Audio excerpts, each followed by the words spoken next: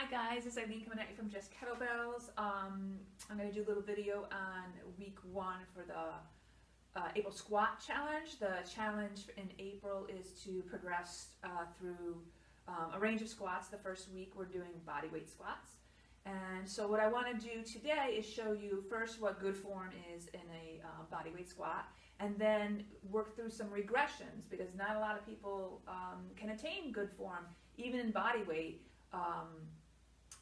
Especially when they first start squatting. So for a bodyweight squat, you'd want to start with your feet approximately shoulder width apart, slightly turned out, no more than 30, but maybe 15 to 30 degrees. You know, start nice and tall. The movement starts with the knees open.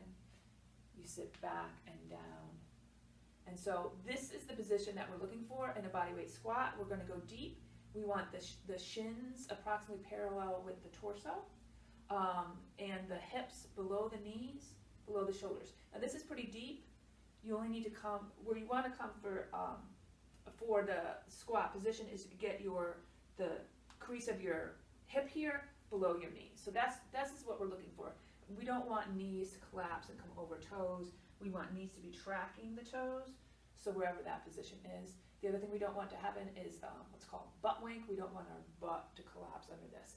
This position right here is a nice relaxed squat. You see this is a natural body position, not so much in the West, but in other parts of the world, this is very natural. And if you look at children, this is a natural position for them. When we're talking about squatting for practicing the movement and then eventually moving to loaded, we don't want to practice this relaxed position.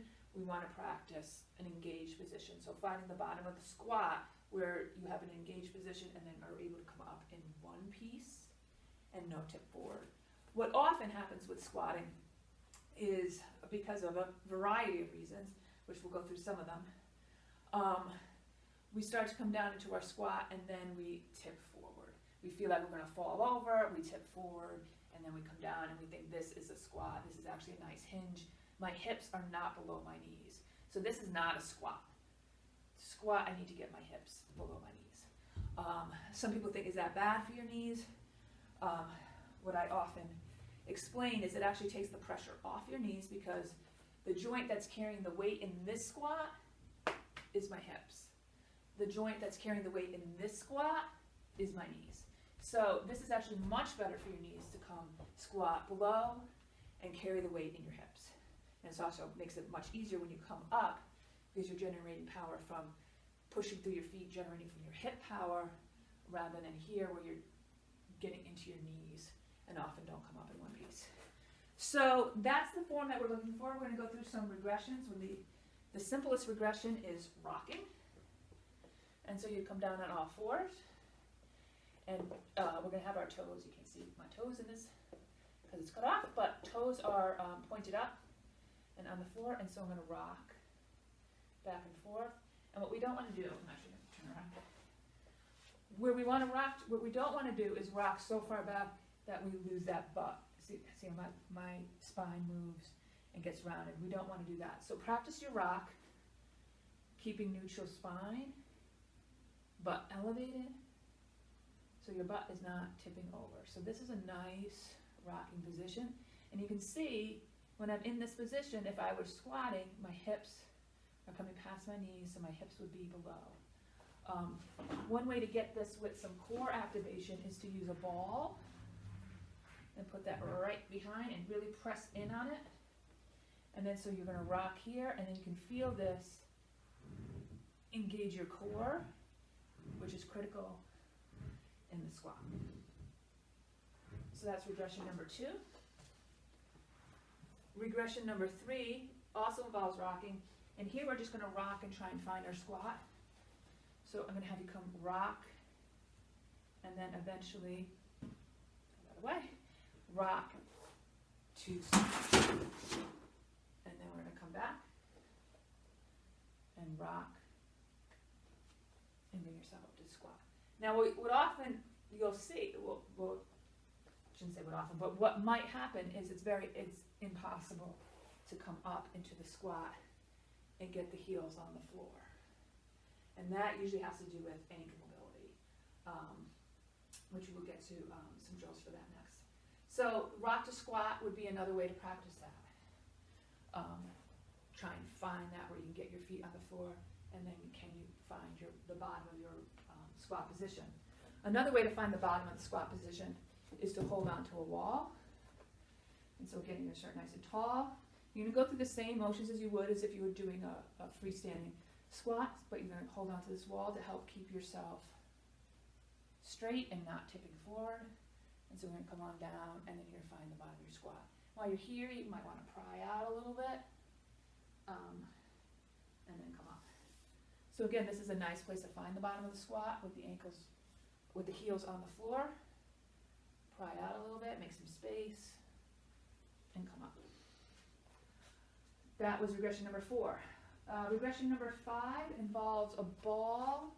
I actually like to use a basketball, but you could use a ball like this. 2, and you're going to put the ball at your back. I like the basketball because it's a little smaller. And so you're going to put that in your lower back, and now I'm going to squat, and I'm going to roll down, and this will really help keep me straight and elevated so that I can get my shins and my spine parallel or close to parallel, so I'm not tipping over. Press against the ball, lower, and come back up. You can also use the ball for a counterbalance, and then squat and have this come out in front of you, and again, help you from not tipping over this way, which is not good form for the squat. We want to come down and up. We have 2 more regressions that I wanted to go through, and these are both for if you have the issues with the ankle mobility, where you're not able to dorsiflex your ankles to the amount needed to squat. So if your ankles are not mobile and you're trying to come down into the squat and you can't get this angle, your body's going to stop, and it's going to force you to tip over. You know you want to keep coming lower, but instead of being able to come into this and get this in your ankles, you tip forward. So way to practice that is to use a heel raise of some sort. This is a very low one. You can use a higher one if you need to, but just put that under your heels, and then you can come on down and practice that. You can also try if the problem is feeling the weight in is getting that not being able to keep your weight in your heels. You can use a toe raise, and this will have a similar effect of being able to get you to get your weight in your heels and come on down and come back up.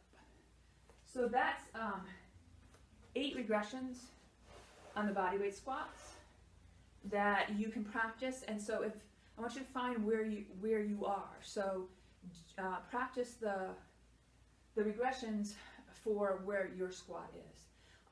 As you move through them, then just practicing the bodyweight squat is fine if you can get that nice form. If you can't, then only come down as far as your form is good. So if you can come down to here and your form is good before you tip over, then just come back up from here. We want to just practice where the form is good. So if you can only come down to here before you tip, just then practice open and up, open and up. And then eventually this will come lower, and where you can come all the way down. Body weight, push up, stack back up, 1 unit coming up, and then you have a good body weight squat. So as far as the challenge is concerned, all these regressions will count. So if you do 100 of the regressions, that will count for 100 squats. It doesn't matter to me. I want you to start where you are. And like I said, the point of this is to really improve your squat form, not necessarily get in 3,000 squats during April. So thanks for watching. Bye-bye.